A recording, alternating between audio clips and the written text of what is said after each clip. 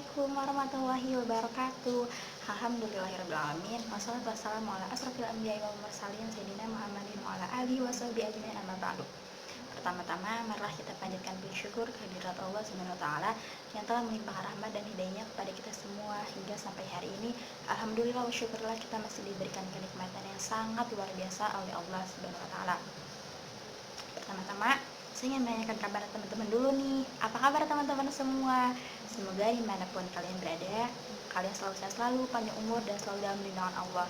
Dan juga yang sangat kami hormati, dosen pengampu Bapak Miftahul Fikri MPDI. Semoga Bapak beserta keluarga sehat selalu, panjang umur, dan selalu dalam lindungan Allah. Amin. Baik, kami dari kelompok 10 belajar dan pembelajaran pendidikan agama Islam akan sedikit menjelaskan mengenai macam-macam sumber belajar, alat belajar, dan pembelajaran. Let's teach it out. Baik, di sini saya akan menjelaskan tentang sumber belajar. Nah, di mana secara umum sumber belajar itu diartikan sebagai segala daya yang dapat digunakan untuk kepentingan proses pembelajaran.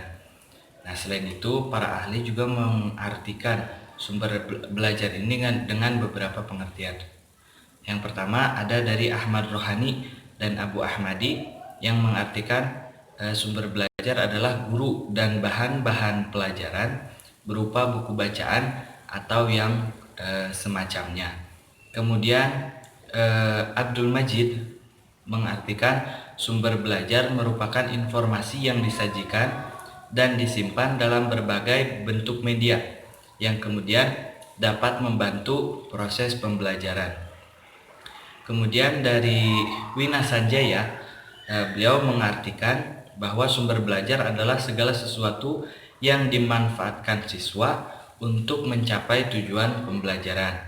Nah, dari beberapa pengertian yang telah saya sampaikan, dapat disimpulkan bahwa sumber belajar adalah segala sesuatu yang dapat dimanfaatkan oleh siswa untuk mempelajari suatu hal, sehingga yang dipelajari tersebut lebih mudah untuk dipahami oleh peserta didik atau siswa. Kemudian yang kedua adalah alat peraga. Alat peraga ini diartikan sebagai media. Nah, memang kebanyakan beberapa tokoh mendefinisikan antara alat peraga dan media itu sama. Jadi media itu berasal dari bahasa Latin, dari kata medium. Media merupakan bentuk jamak dari medium yang berarti perantara. Nah, alat peraga juga diartikan sebagai segala sesuatu yang dapat menyalurkan pesan, kemudian merangsang pikiran, perasaan, dan kemampuan dari peserta didik tersebut. Nah, alat peraga ini berasal dari dua kata. Yang pertama dari alat, yang kedua adalah dari peraga. Alat berarti benda yang dipakai, kemudian peraga diartikan sebagai bertugas untuk memeragakan sajian. Jadi dapat diartikan bahwa alat peraga adalah benda yang dipakai untuk meragakan suatu sajian dari pembelajaran, dari pelajaran itu sendiri. Nah, kemudian yang berikutnya adalah tentang pengorganisasian bahan ajar. Pengorganisasian bahan ajar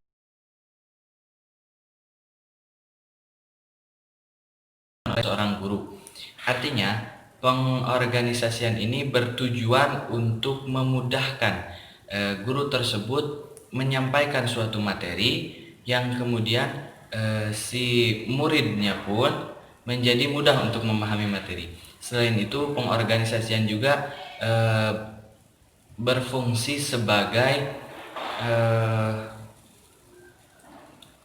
sebagai alat atau bahan yang membuat pelajaran lebih mudah, kemudian lebih baik, lebih efektif dan efisien. Contoh dari pengorganisasian bahan ajar adalah melalui RPP. Yang kemudian pengorganisasian bahan ajar ini harus didasarkan kepada kurikulum yang berlaku. Maka dari itu seorang guru mau tidak mau harus memahami tentang struktur kurikulum, kemudian karakteristik kurikulum dan apa saja yang ada pada kurikulum untuk menunjang suatu pembelajaran yang efektif dan efisien. Terima kasih, hanya itu saja yang dapat saya sampaikan. Bismillahirrahmanirrahim. Perkenalkan, nama saya Rina Susanti. Saya di sini akan melanjutkan pembahasan dari Kang Randy Alivia. Saya di sini akan membahas mengenai makna sumber belajar dan alat pembelajaran beserta fungsinya. Baik, pendidikan konvensional memiliki paradigma bahwa seorang guru itu merupakan satu-satunya sumber belajar sehingga dianggap orang yang paling memiliki pengetahuan. Paradigma itu kemudian bergeser mengenai guru itu yang terlebih dahulu tahu. Namun, dengan berkembangnya ilmu dan teknologi, bisa saja seorang guru dan murid itu sama-sama memiliki pengetahuan yang sama. Bukan tidak mungkin, bahkan pengetahuan murid itu bisa melebihi dari pengetahuan guru. Hal ini kenapa?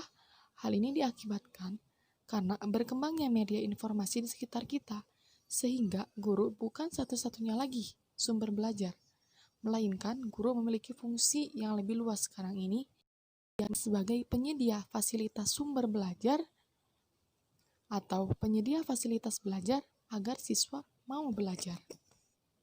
Dalam hal ini, makna sumber belajar yang mencakup alat belajar dan pembelajaran adalah segala sesuatu yang ada di sekitar lingkungan kegiatan pembelajaran yang secara fungsional dapat digunakan untuk membantu optimalisasi hasil belajar. Optimalisasi belajar dapat dilihat tidak hanya dari hasil belajar atau output, namun juga dari prosesnya, di mana siswa yang dapat berinteraksi dengan berbagai macam sumber yang dapat merangsang untuk belajar dan untuk mempercepat pemahaman dan penguasaan bidang yang dipelajarinya. Baik, yang selanjutnya mengenai pembahasan fungsi sumber belajar dan alat belajar pembelajaran. Selain dari yang dipaparkan di atas, yakni fungsi guru itu lebih luas sebagai penyaji sumber belajar agar siswa mau belajar, ada beberapa lagi yang perlu disampaikan. Yang pertama itu fungsinya. Meningkatkan produktivitas pembelajaran. Dalam hal ini, penggunaan sumber belajar dapat mengurangi beban guru dalam menyajikan informasi, sehingga dapat lebih banyak membina dan mengembangkan gairah siswa dalam belajar. Kedua, pembelajaran yang sifatnya lebih individual. Dalam hal ini, penggunaan sumber pembelajaran juga dapat membantu siswa juga dapat memberikan kesempatan bagi siswa untuk berkembang sesuai dengan kemampuannya masing-masing. Memberikan dasar yang lebih ilmiah terhadap pembelajaran. Sumber belajar dapat menjadi perancangan program pembelajaran yang lebih sistematis dan pengembangan bahan pengajaran yang dilandasi oleh penelitian. Yang terakhir dari fungsi sumber belajar dan pembelajaran yakni memungkinkan memberikan penyajian pembelajaran yang lebih luas dengan memberikan informasi yang mampu menembus batas geografis. Dalam hal ini, belajar juga dapat lebih memberikan informasi secara konvensi. Selain itu juga, guru tidak perlu susah payah untuk menjelaskan atau menerangkan. Sekian dari saya, dilanjutkan ke materi berikutnya. Terima kasih. Baik teman-teman, di sini saya akan sedikit menjelaskan mengenai macam-macam sumber dan alat belajar dalam pembelajaran. Jadi teman-teman, pada umumnya macam-macam sumber belajar itu terbagi menjadi 6. Yang pertama yaitu pesan, yang kedua yaitu orang, yang ketiga yaitu bahan, yang keempat yaitu alat atau perlengkapan, yang kelima itu pendekatan, metode ataupun teknik, dan yang keenam yaitu lingkungan. Adapun pesan yaitu informasi, dongeng, cerita rakyat, bahan ajar, dan lain-lain. Adapun orang yaitu guru, siswa, sekolah, masyarakat. Bahan yaitu buku, film, slide, PPT, gambaran, grafik yang dirancang untuk pembelajaran. Alat perlengkapan yaitu laptop, komputer, radio, televisi, dan lain-lain. Pendekatan metode teknik yaitu seperti menggunakan metode diskusi, atau menggunakan metode ceramah, atau menggunakan permainan yang berlandasan dengan edukasi. Adapun lingkungan, yaitu ruang kelas, studio, perpustakaan, aula, teman, dan lain-lain. Selanjutnya, di sini saya akan sedikit menjelaskan mengenai penggunaan berbagai sumber dan alat belajar dan pembelajaran. Sumber dan alat belajar dan pembelajaran itu semata-mata tidak digunakan hanya dari waktu ke waktu saja. Untuk itu, perlu upaya bagi sekolah, bagi guru, bagi siswa, bagi komite sekolah, bagi dewan sekolah untuk lebih mengoptimalkan dalam pembuatan sumber belajar, alat belajar, dan dalam pembelajaran. Hal ini sangat penting karena sangat mempengaruhi belajar agar tidak monoton. Selanjutnya yaitu penggunaan berbagai sumber dan alat belajar dan pembelajaran. Menurut Asep Henry pada tahun 2002, ia mengemukakan beberapa contoh upaya pemberdayaan sumber belajar yang mudah, murah, dan efektif dalam pencapaian tujuan pembelajaran.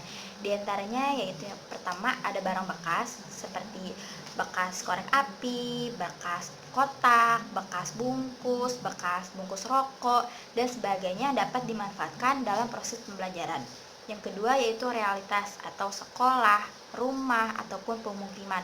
Misalnya akan efektif dalam memberikan pengalaman tentang perjalanan siswa dari rumah sampai ke sekolah. Yang ketiga yaitu benda yang mempunyai nilai khusus, di mana dapat digunakan untuk menyampaikan materi tentang perilaku, tentang sikap dan moral peserta didik yang nilai-nilainya diambil dari perlakuan mereka terhadap benda-benda tersebut. Baik teman-teman, terima kasih banyak sudah menonton videonya.